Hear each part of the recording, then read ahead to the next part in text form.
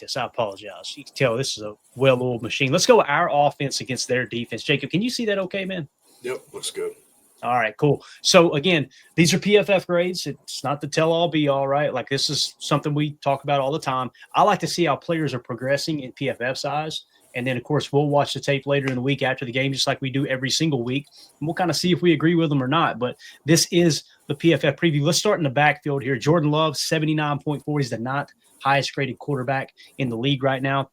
Josh Jacobs, 80.5. He's the sixth highest graded running back in the league currently. Moving to the offensive line from left to right, Rasheed Walker, 68.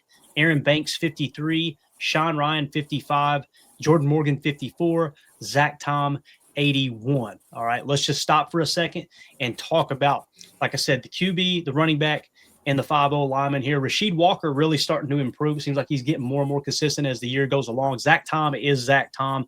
I felt like Sean Ryan played pretty damn good in that game against the Eagles. I know it was not a full slate of snaps.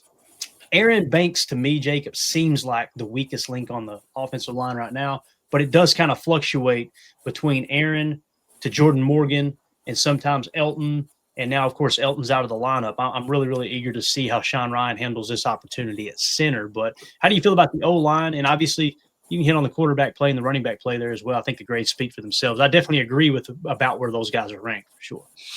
Yeah, like you said, I think the rankings there for both Love and Jacobs is totally fair, and probably a lot of Packer fans would probably be surprised to see that if they don't watch PFF like a hawk, because in a lot of people's eyes, for whatever reason, they think that both those guys are playing bad, which is just kind of crazy. But as far as the offensive line goes, I mean, I think the grades kind of speak for themselves. Like you said, we know what we have in Walker. We obviously know what we have in Tom, and the way that he just seems to kind of be I would argue probably an elite player, at least getting to be an elite player. And then definitely the weakness is the interior offensive line. And to your point, yeah, Banks. I don't want to sound like you mentioned earlier. We try to keep it, we're definitely the glass half full type podcast here for the Packers organization. But I think every now and then we have to admit that as of right now, the Banks signing looks very suspect, and it's tough to have to see that. And Ryan, to your point, I think that when he came in, he did look pretty serviceable. And I thought maybe way more comfortable than I thought he'd be. I'll say that. And then Morgan, it's still early for him. I want to, preferably I'd have him on the left side, but it is what it is. I think for him being such a high draft pick, he needs to start showing us a little more. It's just the truth of it. Yeah, and it's tough for me. Listen, with Morgan, or let's start with Banks, Aaron Banks, and who was it that tweeted out? Someone tweeted out about it yesterday, and it's so true. It's hard for me to just jump in and go, Aaron Banks isn't a good football player, because he's been banged up the entire time. He come into camp hurt, missed a lot of camp, and then has kind of played through injuries. I think now he's finally getting to where he's healthy. Although, listen, man, we say you can't make the club in the tub, and there's no excuses. Whether you're banged up or not, if you don't perform, you're going to be gone. And many people think we're stuck with Aaron Banks if he is a swing and a miss on free agency. But the reality is, guys, it's a 1-year deal essentially. You gave up $27 million fully guaranteed, or $27 million guaranteed at signing, right? And yes, it's a $77 million contract, but the reality is, if you cut him after this year, you free up a little less than $4 million on the cap next year.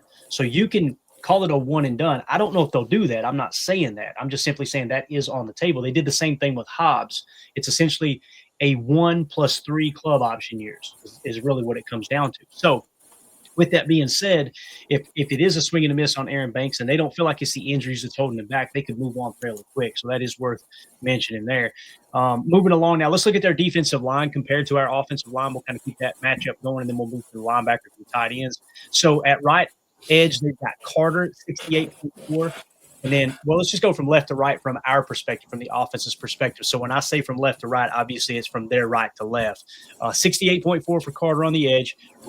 Robertson Harris, all right, with a 57.1. Then you got Lawrence, 74.1, and Burns, 78.3. Now, you guys do your own research there. There may be some injuries that's keeping some of these guys out. I think they're all in the lineup. Obviously, Thibodeau is not listed here, and he's a guy who's going to be missing this game. So it'll be really, really interesting to kind of see how their pass rush does. I feel like their pass rush has been decent, although their defensive numbers are pretty bad.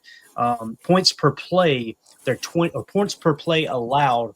defensively, they're 25th in the league right now. So very, very bad scoring defense, essentially really a bottom, I guess you could say bottom 7 or 8. Right. So now tight ends, Musgrave being the starting tight end for the Packers in 11 personnel, 74.3. We've seen a lot of mixing and matching last week. Really, really cool watching them bring in Wiley, line him up in the U flex, and then motioning him into the backfield and putting him in the I set and the offset I set. And what they did there was they actually ran strong side, like a 26 pitch, right? A 26 toss. And then they came back with an offset to the left. So you went strong right, offset left, if I remember correctly. And they did a 25 toss. And then later came with a play action pass off of that same look. So look for more Wiley. That worked. That was 2 explosive runs in the running game there against Philly. A good defense, guys. Philly's scoring defense is not the best in the league in terms of points per play allowed. Okay, so that was a legit top 10 defense in that regard. Now, look for more of Wiley being in the lineup, but when you're looking to go down the field or work out of a true 11 personnel or maybe even spread things out in 11, you're going to see Musgrave out there. He's a 54.3 compared to their linebackers. They got Okereke, 53.1, and then Flanagan Fowles is who they're showing in their nickel set. Let's just do a quick little flip here to their base and make sure there's not someone we're missing. So when they go to the 34 look, you'll see Dexter Lawrence is going to be playing nose, 74.1 on the defensive front, right? And then Burns kicks out to outside linebacker. So those are their 2 linebackers you're going to be facing, whether you're in 11 or base. You really like your matchup against their backers. So look for stuff over the middle of the field. Listen, if I know Packers Twitter got very, very divided last week. People were making it sound as if Matt LaFleur was a horrible schemer and his offense sucks and this and that. I really, really highly recommend everybody go watch Kurt Warner's breakdown of that game. Okay. Kurt Warner, Hall of Fame player, knows what he's talking about. Obviously, I want to give a shout out to Bob Noxious, who suggested it in our Patreon group, but you go watch Kurt break that down, and he's not taking 2 plays, 3 plays. He's not limited like us. He'll take 45 minutes and just break down the passing game. There were guys open the entire game. Had nothing to do with the scheme. Just a bad day for Jordan Love. That's the reality of the situation. And hearing Kurt say that the quarterback had a bad day, anybody who watches his videos, he typically leans towards giving the quarterback's perspective of here's why he ran it this way. Here's why he struggled, right? Like it wasn't just him. It was around him. The majority of what he talked about in his video was it was Jordan Love not getting the ball out on time, that type of thing. So again, good players have bad games. It's just the reality of it. But Jacob, I like our matchup here against their linebackers. Maybe Musgrave breaks out a little bit, or maybe we do get a high scoring offensive game finally for the Packers here. As obviously we've struggled the last couple of weeks. Yeah, I like what you said about Wiley too, because I don't think we got a lot of. At least I didn't get a chance to talk to you about him. I was really surprised, one, at how much we actually used him, how fluid he seemed in the offense already, and how he's got an interesting body type. He seems more long and a little bit kind of lengthy, but still has enough kind of power to him. So he's just I had not seen him play. Was this the first time that he got elevated to the NFL, or is this because he's been a practice squad guy, right? Yeah, so he played with Tennessee. I wish they had him on here, and of course it won't let me. I'd have to go to another screen to pull him up. But he played for Tennessee a full year. I want to say last year he did not play many snaps, and they went and poached him. I don't know if he was on Tennessee's roster or not this year, but he's definitely one of those. He's a U top tight end, no doubt about it. Just one of these guys that's going to move around, be more of a blocking tight end, but he can go into the backfield. And like you said, you look at his build and you think he don't look like a fullback, but he's really, really sticky in his run blocks coming out of the backfield. I did notice that about the tape. So yeah, I think it's a way for LaFleur to utilize him to get the running game going, because when you shift to a 2-back set, when you bring that guy into the backfield, most of the time the defense will now look at it like it's a 2-gap scheme, as opposed to, like LaFleur always says, 2 backs equals 2 gaps, right? If you're in an A set, most teams can just, unless they're in a true 34 front, which is what the Giants run, they'll go to just a 1-gap approach. But the fact that they're in a 34, they'll probably be 2-gapping anyway. So that's what Philly did too. And you kind of match that 2-gap with bringing a second back into the backfield. So there you go. Bates with the important information. Waived on August 26th by Tennessee due to roster cuts. Signed to the Packers practice squad on August 28th. So yeah, Tennessee probably it ended amazing. we picked this dude up from one of the worst teams in the league, and he's contributing in our running game. But Tennessee just ain't got a spot for him down there, being absolute cheese. It's wild to think about. So thank you for that information, Bates. They're showing Fitzpatrick here. I wish they showed Wiley because Wiley seemed to get more snaps than Fitzpatrick last week.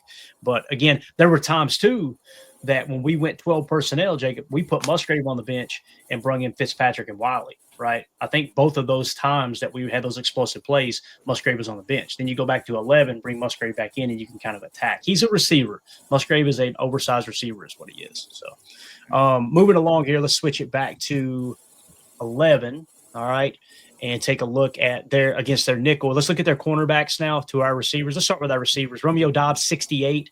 Dontavion Wicks, 66. Christian Watson, 73. I think there's a good chance Matthew Golden plays tomorrow. He's questionable as it sits right now. So is our boy Savion Williams. Now, matching up those guys against their DBs, they've got Flott at a 71.2. On the other side, you got Paulson Adebo at a 52.2. And then in the slot, they've got Phillips at a 57.7. So obviously outside of Flott, who's having a pretty good year, although his career has been 67, 53, 62, 71. I don't think he's like a dominant corner by no stretch of the imagination. You should be able to attack in the passing game here, but I'm of the opinion you don't want to get too far away from the run, man. You got to make sure that you keep the running game going here. It's also an opportunity because they've got the worst run defense in the league. I'm not exaggerating. Yards per carry allowed, Jacob, their run defense is dead last in the league.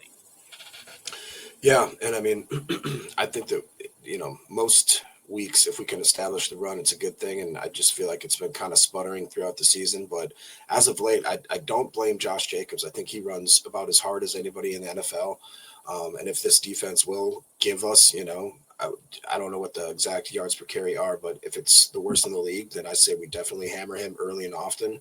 Maybe try to set up some play action stuff. But I mean, you look at that secondary too. I mean, it looks like if Jordan Love is playing his type of game, the Toyotathon type of Jordan Love, that he should be able to pick these guys apart pretty easy. I do kind of worry about their D-line just because there are some good individual players, but it doesn't feel like this defense plays cohesive at all. Yeah, absolutely.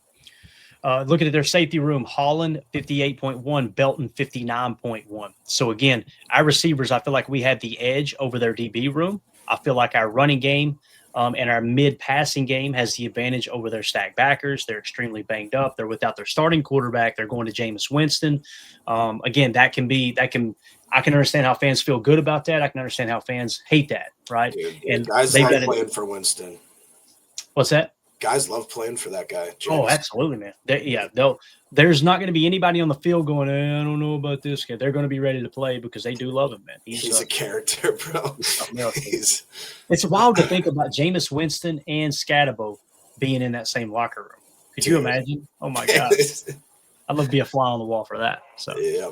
All right, man. So, moving along here, again, that's just kind of how we stack up against their defense, our offense against their defense. If you guys are watching this video back later, let us know in the comments what you think about how the Packers offense matches up against the Giants defense. Is this going to be another one of those games where it's a nail biter? Is this the game that the Packers finally put together their offensive attack and go out there and kind of dominate? We'll see how it goes, but we want to hear from you guys in the comments. Make sure you hit subscribe and click that bell icon so you're notified every time we go live here in the future.